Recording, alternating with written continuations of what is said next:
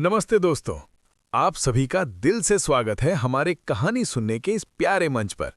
यहाँ आपको मिलती हैं ऐसी कहानियाँ जो दिल को छू जाएं, जीवन की सच्चाइयों को दिखाएं और हमें कुछ नया सोचने पर मजबूर करें। अगर आपको ऐसी कहानियाँ पसंद आती हैं तो चैनल को ज़रूर सब्सक्राइब करें, बेल आइकॉन दबाएं और ऑल नोटिफिकेशन ऑन कर लें ताकि नई कहानी आते ही सबसे पहले आपके पास पहुँच जाए। आज हम लेकर आए हैं एक भावनात्मक और सामाजिक सच्चाई से भरी कहानी, बसंत उत्सव। ये कहानी एक ऐसे लेखक की कलम से निकली है जो समाज की असली तस्वीर को शब्दों में उतारना जानते थे। तो चलिए बिना देर किए कहानी शुरू करते हैं। बसंत उत्सव, एक दिल छू लेने वाली कहानी। कोलकाता के बाग बाजार घाट पर उस दिन बहुत भीड़ थी। ऐसा लग रहा था मानो कोई बड़ा मेला लगा हो। घाट के किनारे खड़े नाविक जोर जोर से आवाज लगा रहे थे, दक्षिणेश्वर चलो, दक्षिणेश्वर चलो। घाट के सामने की चांदनी चौक जैसी जगह लोगों से भरी हुई थी। हर तरफ लोगों का शोर था।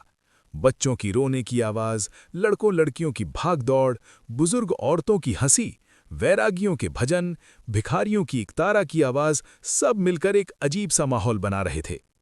कहीं कुछ नौजवान थिएटर का गाना गा रहे थे तो कहीं कुछ लोग नशे में हल्ला मचा रहे थे।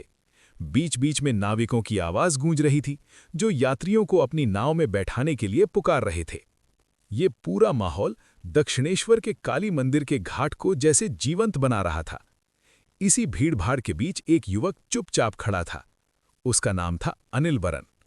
वो घाट के उत्तरी किनारे पर बने पत्थर के चबूतरे पर खड़ा होकर गंगा नदी के बहते पानी को ध्यान से देख रहा था। उसके हाथ में एक पेंटिंग ब्रश था, लेकिन वो बस उसे यूं ही पकड़े हुए था। ऐसा लग रहा था कि वो इस भीड़भाड़ से दूर किसी और ही दुनिया में खो गया है। अनिल एक चित्रकार था। उसे प्रकृति और लोगों की जिंदगी को अपने चित्रों में उतारना बहुत पसंद था। तभी अचानक उसके पास एक वैरागी आकर बैठ गया।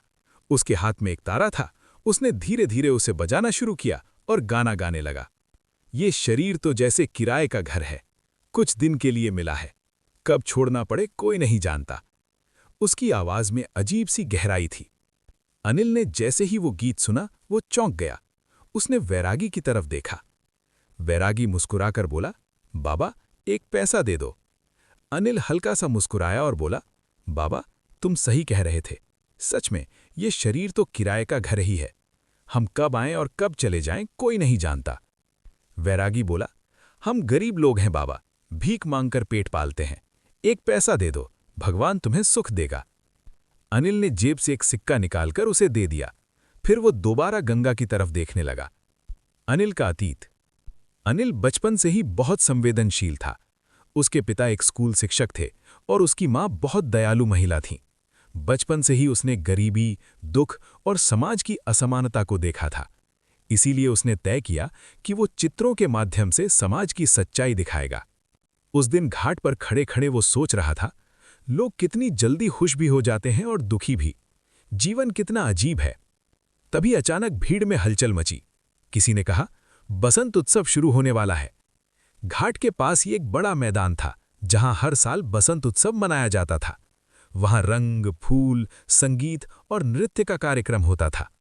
लोग धीरे धीरे उस मैदान की तरफ जाने लगे। अनिल भी उनके पीछे पीछे चल पड़ा।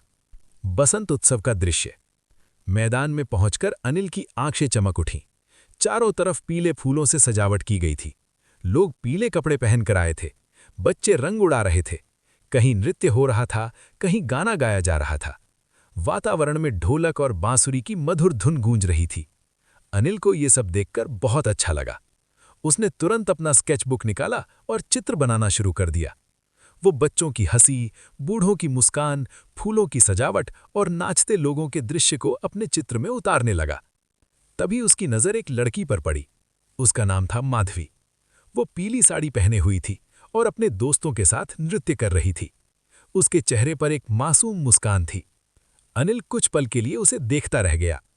माधवी ने जब देखा कि कोई उसे चित्र में बना रहा है तो वो हल्का सा मुस्कुराई। अनिल और माधवी की मुलाकात।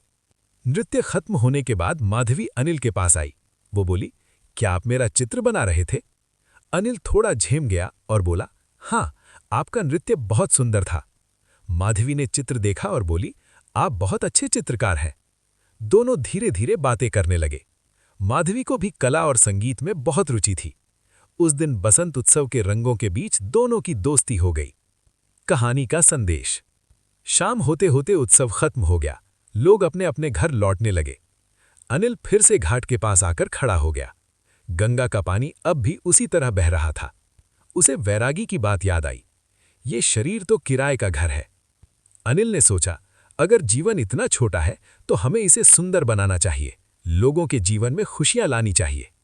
उस दिन के बाद उसने तय किया कि वो अपनी कला के माध्यम से समाज की सच्चाई और सुंदरता दोनों को दिखाएगा। बसंत उत्सव ने उसके जीवन की सोच बदल दी थी।